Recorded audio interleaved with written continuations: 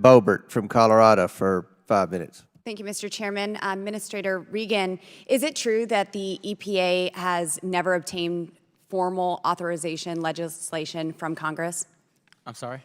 Is it true that the EPA has never obtained formal legislation, authoritation legislation from Congress? It's never been authorized by Congress. EPA is not authorized by Congress? I'm asking you. I thought EPA was authorized by Congress. Well, the EPA is not. The EPA has never been formally authorized by Congress. However, this agency has imposed over $1.3 trillion in regulatory costs since the Biden regime took office. We authorize committees here in Congress to ensure that we have proper oversight and accountability in the functioning of the executive branch. And this process is extremely vital because often we see agencies abuse the separation of powers, creating rules and laws, regulations without consent of Congress. And we appropriate funds to agencies like the EPA and expect these tax dollars and this tax dollar funding to be used in accordance with the legislative priorities and comply with the oversight requirements. So, Mr. Regan, last month, the Supreme Court rightly overturned the Chevron doctrine, which the EPA relied on to support its very controversial and costly rulemakings. Since your agency has never been authorized by Congress and has since lost most legal standing, does your agency still plan to enable rogue bureaucrats to enact unconstitutional regulations? I'm not quite sure I follow you. You're saying that... I'm saying the Chevron doctrine was overturned by the Supreme Supreme Court. We have no authority? I'm saying you've never been authorized. Wait, hold on. Congress doesn't delegate authority for us to do the regulations and the business and the policy. So since 1970... So the Chevron doctrine, where you have created all of these rules under that have been proven to be unconstitutional by the Supreme Court has been overruled. So now I'm asking, are your bureaucrats still going to implement these rulemaking processes? You do know Chevron is not just focused on EPA.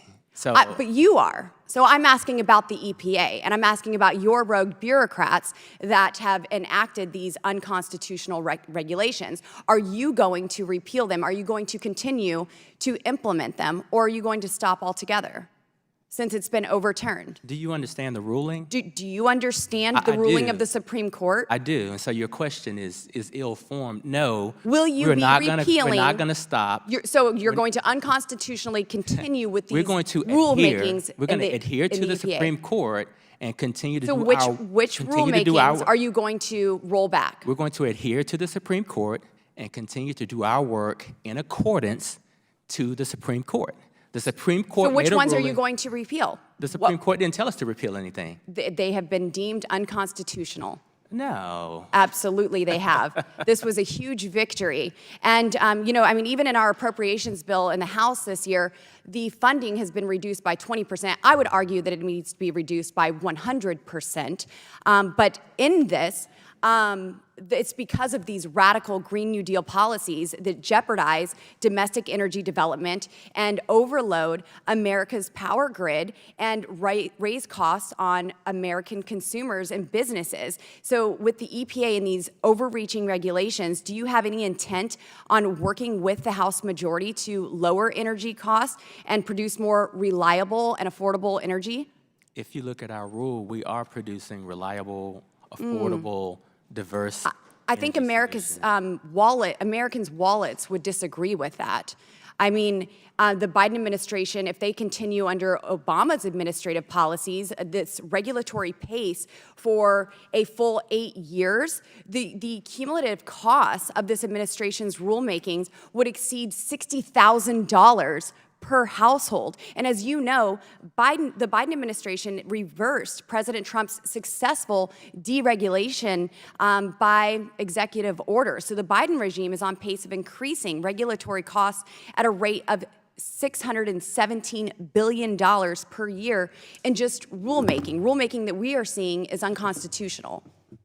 It's just shocking. You spend so much time with our regional staff and regional administration in Region 8, and have such productive conversations about how we're doing things for your district and your state, and then you take this microphone and you I've pretend- also seen the coal pretend plants that we have should been not decommissioned exist. in my state. But The coal 100% we should not I've seen the exist. energy regulations It's just- that have regulated my district into poverty. You're spending time with my So staff sure. in Yeah, your of district. course I am. I have oversight over your staff, and I want them to complimenting them- answer. And I want them complimenting to them. provide a service for the American people. Complimenting them but there about are the so much. partnerships. Yes, there are some things that have been done well, but But we not should be everything. 100% when we removed? have $617 billion per year in rulemaking, that is absolutely absurd. When you are taking our affordable clean energy and regulating it out of existence and killing these good-paying jobs in my district, yes, I have a problem with that. Sure, yeah. My time has expired, and I yield.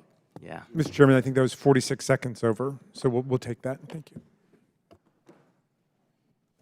Mr. Raskin, if we're going to start timing people over, then you're going to have to start editing your comments on your opening statements and everything else. But I will do that. Thank you, Ken. All right? Chair recognizes